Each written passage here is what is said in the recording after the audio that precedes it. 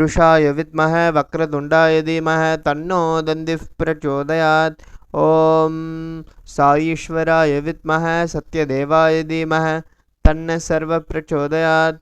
ॐ जयन्ती मंगलकाली भद्रकाली कपालिनी दुर्गा क्षमा शिवदात्री स्वाहा स्वदा नमोस्तुते। ओम शांति शांति शांति है। साईराम लिन, Sairam from Malaysia. Sairam Sharma, Sairam from New Zealand. And we welcome our listeners wherever you may be. Loving Sairam to all. Thank you, Swami, for allowing Sharma and I to offer a humble tribute to our beloved Sri Anil Kumar, who joined the feet of his Divine Lord this week. We offer our most humble pranams to beloved Bhagwan. Om Shri Sai Ram. I first met Anil Kumar when I was serving at Radio Sai in the ashram, and that was meeting him in person, and struck up a lovely relationship with him.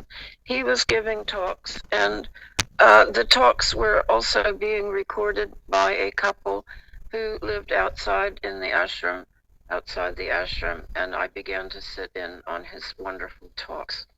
Soon I was asked to help with his website, which involved listening to raw audio of him speaking and transforming it onto written word.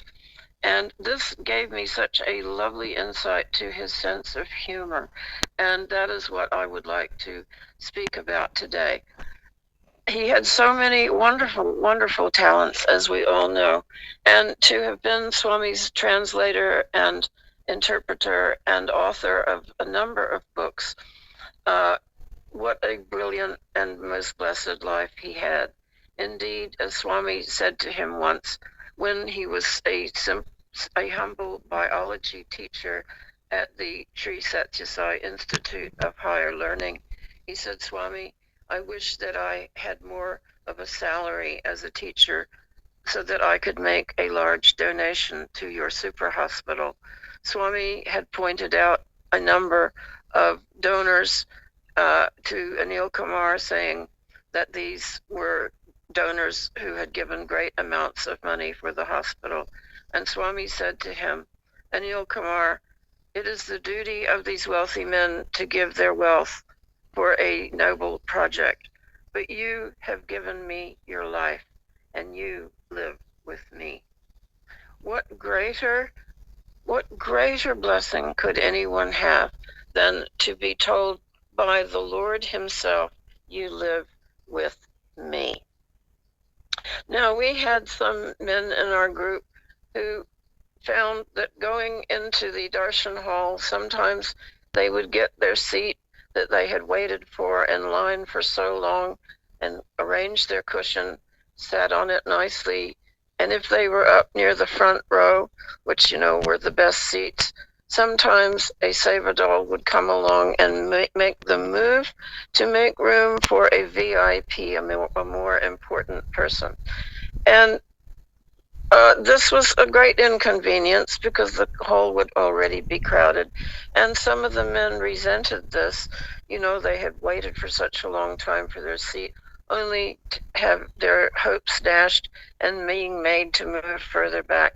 And they asked Anil Kumar about this. And Anil Kumar chuckled and said, well, you see, there are some people in this ashram, even in this ashram, like in the world, they want to be in charge of everything. Oh, Lord, let me be in charge of something here, even if it is only a cushion, even if it is only a card table, but please, Lord, let me be in charge of something. He said that is their prayer. And Swami, in his infinite grace, has given them the blessing of letting them be in charge of a cushion that can be moved and lorded over. And I thought this was such a lovely, dry example of Anil Kumar's humor. Now, Anil Kumar also enjoyed telling groups of ours, he would answer their very tricky questions that perhaps we did not have an answer for being group leaders. There will always be something like what I call a curly question. And his knowledge of Swami's teachings was so vast that we could rely on Anil every time to sort out doubts of people in our group. And we had some people in our group who wanted to visit the Sukhanadi. This is a form of palm leaf reading where you go to a reader who will give you an account of your past and your future. And this was a method of, well, life reading, I guess we could call it, that was given to the rishis in ancient times through meditation. And Swami Anil reminded our group that Swami had said in its original form, the Sukhanadi was truth. And the rishis could interpret this. The name of people, the names of all kinds of people were written on these palm leaves, and their lives' path was there inscribed. He said, Anil Kumar said, Swami told that in the past, there were a few people on planet Earth who could interpret these palm leaves. But now, in this age, there was no one on Earth who was fully able to accurately read these palm leaves, and not to go to these palm leaf readers. Indeed, they charged money or expected a valuable gift in return for their services. Again, this is the activity of a beggar. Anil Kumar came to New Zealand, and he enthralled all of us with his cheerfulness and his powerful singing of bhajans. And indeed, he enjoyed very much seeing the sights in New Zealand. He did have a sore knee, but he was still able to get around and enjoy the sights. We will miss him, and we will miss his wonderful diction, his powerful array of knowledge, and the wonderful stories that he had of his life with Bhagwan.